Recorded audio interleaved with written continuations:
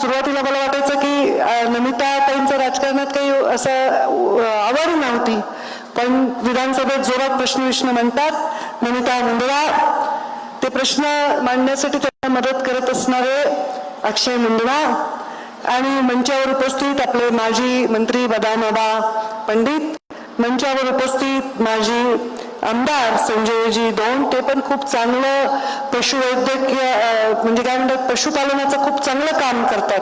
मंचावर उपस्थित नगराध्यक्षा या परळीच्या प्रथम नागरिक पद्मश्री धर्माधिकारी, जिल्हा परिषद सदस्य माझे बंधू अजय मुंडे, मंचावर उपस्थित सतीश मुंडे, जुगल किशोरजी लोहिया, उमाताई समशेट्टी, राजेश गित्ते, वसंत निर्मळ, पवन मुंडे, विनोद सामत, रमेश कराड, हे सगळे कार्यकर्ते आणि या माझ्या पशु संवर्धन विभागाचं अत्यंत जिव्हाळ्याने काम करत असणारे, आवडीने हा विभाग मागून घेतला ज्यांनी, IAS असून सुद्धा त्यांच्यातला पशुवैद्यक तसाच राहिला, ते आमचे या माझ्या डिपार्टमेंटचे सेक्रेटरी रामास्वामीजी, मंचावर उपस्थित आमचे कुलगुरू डॉक्टर नितीनजी पाटील, अत्यंत उत्तम आणि कडक छान कारभार ते सांभाळत आहेत. मंचावर उपस्थित विवेक जॉन्सनजी आपल्या जिल्ह्याचे जिल्हाधिकारी आहेत, त्यांचंही खूप छान काम आहे. जिल्हा परिषदचे CEO नितीनजी रहमान,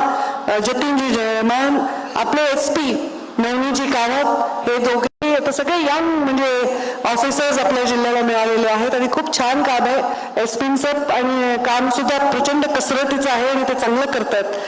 उपस्थित अधिष्ठाता शिरीष उपाध्याय, प्रमोद कुमारजी तायडे, प्रणीश येवतीकर, उपस्थित मंचावर सर्व पदाधिकारी आणि सर्व अधिकारीगण, समोर उपस्थित सर्व टोपीवाले, काही पागोटे थोडे बहुत दिसत आहेत, सर्व वडीलधारी मंडळी, माझ्या माता भगिनी आणि माझ्या युवा बांधवांनो, उद्याच्या भविष्यातल्या माझ्या पशु उद्योजक खात्यातील उद्योजक माझ्या बांधवांनो असं म्हणायला हरकत नाही.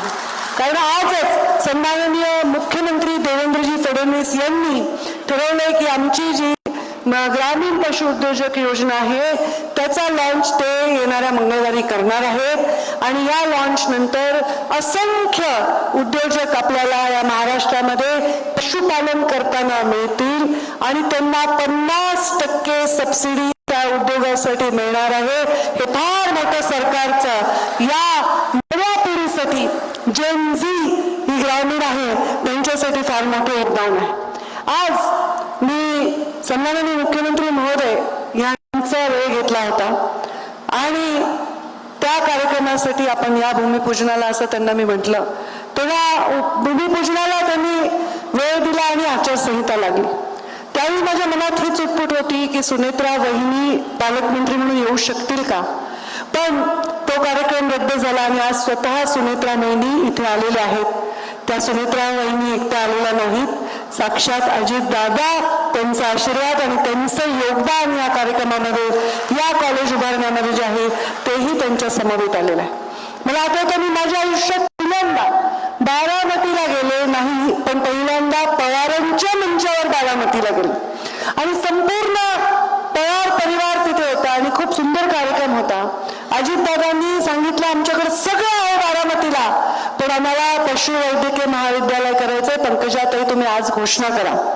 मी सांगितलं अजितदादा आमच्याकडे सगळं नाही, आम्ही दुष्काळी माणसं, आम्ही मराठवाड्यातली माणसं, थोडा मागासलेला आमचा भाग, पण आपण जावई आहात मराठवाड्यातले. सुनेत्रा वहिनी आपल्या मराठवाड्यातल्या आहेत, मराठवाड्यातला हा मोठा मान आहे की पहिली महिला उपमुख्यमंत्री आमच्या मराठवाड्यातली जन्मली, आमची वहिनी आहे. मी त्यांना म्हणलं आमच्याकडे काही नाही आहे, तरी पण तुम्ही बारामतीला घेतलं तर परळीला पण द्यावंच लागेल. त्याच सभेत त्यांनी डिक्लेअर पण केलं, पहिल्या बजेटमध्ये त्यांनी त्याला बजेटही मंजूर करून दिलं आणि निर्णय घेतला. ते हो म्हणू शकले असते, त्यांनी त्यांच्या कॉलेजला 100 कोटी, माझ्या कॉलेजला 10 कोटी देऊ शकले असते, पण त्यांनी तर केलं नाही. जेवढं त्यांनी मला शब्द दिला, जेवढं बारामतीला दिलं तेवढंच त्यांनी माझ्या परळीला देखील दिलं. हे अनुभव वेगळे होते. कधी एकमेकांच्या विरोधात असणारे हे दोन परिवार या युतीमुळे एकत्र आम्ही आलो. अनेक वर्ष वहिनी मी या दादांना दुरून पाहत होते, एकमेकांच्या विरोधात आम्ही प्रचार सभाही केल्या असतील, पण जेव्हा मी पालकमंत्री दादा झाले, दादा उपमुख्यमंत्री अनेक वेळा मला त्यांच्याबरोबर प्रवास करण्याचा योग मिळाला आणि जेव्हा आम्ही विमानामध्ये प्रवास करायचो दादा भयंकर गप्पा मारायचे, सगळं सांगायचे. पशुसंवर्धनाची त्यांना किती आवड होती, त्यांच्या तरुण वयामध्ये त्यांनी कसं हे काम केलेलं आहे, म्हणजे डेअरीचं असेल, कुक्कुटपालनाचं असेल, हे त्यांचं फार मोठं त्याच्यामध्ये योगदान आहे आणि त्यांनी खूप चांगले सजेशन त्यांनी दिले आणि खूप चांगला एक बॉन्ड तयार झाला आणि खूप काही आपल्या बीड जिल्ह्याला करायचं आणि ते करण्यासाठी मी पालकमंत्री झाले तेव्हाही मी केलं. आधी माझे वडील मुंडे साहेब त्यांनी अगदी शून्यातून हे विश्व निर्माण केलं. या परळीमध्ये एका छोट्याशा नात्यामध्ये जन्म घेतला आणि देशाच्या एवढ्या मोठ्या पदापर्यंत गेले. त्यांना या परळीचं, या बीड जिल्ह्याचं सोनं करायचं होतं, या ऊसतोड मजुरांचं सोनं करायचं होतं, त्यांचं ते स्वप्न होतं. आणि म्हणून मला खूप आनंद झाला की कधी कधी असं एक उदाहरण आहे की श्रीकृष्णाने जेव्हा मथुरेवर श्रीकृष्ण राज्य करायचे, एवढे लोक आक्रमण करायचे की श्रीकृष्णाला सतत युद्धात राहावं लागायचं आणि म्हणून श्रीकृष्णाने निर्णय घेतला द्वारका स्थापन करायचा आणि त्यांना रणछोडदास सुद्धा म्हटलं गेलं. पण तरीही आपलं सैन्य, आपले लोक, आपले तरुण, आपली जनता याला त्रास होऊ नये हे राजाचं प्रथम कर्तव्य त्यांनी पार पाडलं. आपल्याला दुसरं काय दिली याला बघितलं नाही. तसं कधी कधी आपसातला संघर्ष आपल्या लोकांच्या विकासाला खुंटवत असतो. मला आज आनंद आहे की या मंचावर आपसातला संघर्ष आता मिटलेला आहे, माझ्या भावा बहिणीतला मिटलेला आहे, आमच्या 2 घरामधला मिटलेला आहे, 2 परिवारामधला मिटला आहे, 2 पक्षामधला मिटला आहे. त्यामुळे काय गती मिळाली असेल तर ती या महाराष्ट्राच्या विकासाला गती मिळालेली आहे. स्वतः देवेंद्रजी फडणवीस हे नेहमी म्हणतात की या महाराष्ट्राच्या विकासाला आपसात भावना करून संघर्ष करण्यापेक्षा महाराष्ट्राच्या विकासाला आपण एक रेस केली पाहिजे आणि जे मागासलेपण आहे ते मागे केलं पाहिजे आणि विकासाला जिंकवून दिलं पाहिजे. आणि म्हणून आज सगळीकडे कामच काम आहे. या परळीचं स्वरूप आपण बघतो. मी इथेच जन्मले, इथेच वाढले, पण आज हे स्वरूप आहे. धनुभाईंनी सांगितलं की त्यांनी सुद्धा कृषी मंत्री असताना इथं कृषीचं कॉलेज आणलेलं आहे. आता मी पशुसंवर्धनाचं आणलेलं आहे. या भागामध्ये ऑलरेडी आपल्या मेडिकल कॉलेज आहे, इथे आपल्या म्हणजे अंबेजोगाईमध्ये आहे. थर्मल पॉवर स्टेशन आहे. थर्मल पॉवर स्टेशन काही चांगली गोष्ट नाही आहे कारण त्याच्यामुळे फार प्रदूषण पण होतं, पण तरी त्या प्रदूषणावर कंट्रोल करायचा प्रयत्न करू.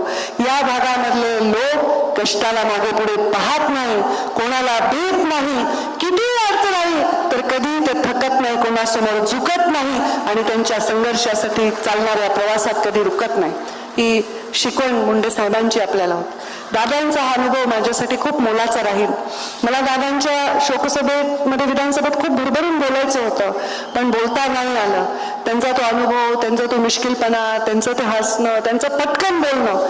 मागचा इथे कार्यक्रम होता, वहिनी इतके फटाके उडवले आमच्या कार्यकर्त्यांनी, धनुभाईंनी तो कार्यक्रम घेतला होता आणि मला दादाला खूप चटके बसले. तर त्यांनी फार सबत सांगितलं, अरे तुम्ही खूप फटाके उडवले पण आम्हाला चटके बसले. इकडे पर्यावरण मंत्री असताना फटाके उडवायचे नाही म्हणून आम्ही असं काही स्वागत इथे करत नाही कारण पर्यावरणाच्या हे विरोधात आहे आणि म्हणून. आणि वहिनी आपण आला आहात, एक स्त्री या महाराष्ट्राची पहिली महिला उपमुख्यमंत्री झालेली आहे आणि तिला साजेस एका घरंदाज पद्धतीने शांत सुशील सोजवळ असा कार्यक्रम आम्ही केला. धिंगाणा केला नाही कारण तुम्ही येत आहात नाही. आमच्या पोरांना आवडतं खूप घोषणा द्यायला, ओरडा करा, सगळ्यांनी सूचना दिल्या होत्या, चुपचाप जा बसा आणि अत्यंत छान हा असा कार्यक्रम पार पडलेला आहे. माझ्या देवा भाऊंच्या लाडक्या बहिणी देखील इथे आलेल्या आहेत. मोठ्या संख्येने माझ्या इथे आलेल्या सर्व लोकांचे मी स्वागत करते आणि माझ्या सगळ्यात जास्त बहिणींचं मी खूप खूप स्वागत करते. 2 पक्षाचे काय बॉन्ड होतील, 2 नेत्यांचे काय होतील, पण 2 स्त्रियांचे बॉन्ड फार स्वच्छ, सुंदर आणि सक्षम असतात. एक स्त्री म्हणून त्यांचं दुःख, त्यांचा संघर्ष मी जवळून पाहते, अनुभवते आणि मला ते समजतं त्यांना काय आहे. तर त्यामुळे त्या भावनेतून वहिनी कुठे असू, इथून आहेत म्हणून नाही, कुठे असू नेहमी नेहमी तुमच्या पाठीशी खंबीरपणे उभं राहू आणि आपण चांगलं काम करू. या तुमच्या माहेरचं तुम्हाला जबाबदारी आहे बीड जिल्हा मराठवाड्यातला, त्या जिल्ह्याचं चित्र बदलण्यासाठी आपण आम्हाला नेहमी सहकार्य करत राहाल हीच अपेक्षा व्यक्त करते. तुमचं परत एकदा स्वागत करते. 600 कोटी नाहीतर पंचायत होईल माझी. 600 कोटी मंजूर नाही झाले, 400 काहीतरी कोटी आहेत आणि ते बांधायला एवढं मोठं आपण व्याप्ती एवढी मोठी आहे, ते बांधायला लागतील. वेळोवेळी अधिकचं बजेट लागेल तर मुख्यमंत्र्यांनी शब्द दिला की ते देतील. ते पण येणार होते, पण त्यांनी म्हटले की आता तुम्ही भूमिपूजन आटोपून घ्या, मी लोकार्पण सोहळ्याला येईन. तर नक्कीच हे लवकरात लवकर लोकार्पण आपण करू. त्याच्या इथे जे काही कॉन्ट्रॅक्टर आहेत, इंजिनियर्स आहेत, त्यांची जबाबदारी आहे की जसं ते चित्रात दिसतंय तसं प्रत्यक्षात दिसलं पाहिजे. एक एक रुपया हा पब्लिकचा पैसा आहे, शासनाचा पैसा आहे, हा संपूर्णपणे व्यवस्थितपणे वापरला गेला पाहिजे. इथे येणारा विद्यार्थी दुसऱ्या राज्यातला येऊ, दुसऱ्या भागातला येऊ, दुसऱ्या जिल्ह्यातलं, त्यांनी अभिमानाने सांगितलं बीड जिल्ह्याच्या परळीमध्ये एका सुंदर अशा महाविद्यालयामध्ये शिक्षण घेत आहे. आता सुंदर डोंगराने वेढलेलं हे ठिकाण आहे. खूप नेते शिकतील ते विद्यार्थी, खूप नशिबान असतील. आणि त्यामुळे मी त्या सगळ्या स्वप्नांना आता आपल्या आशीर्वादाचं बळ मिळेल अशी अपेक्षा व्यक्त करते आणि माझ्या वाणीला विराम देते. धन्यवाद. जय हिंद, जय महाराष्ट्र.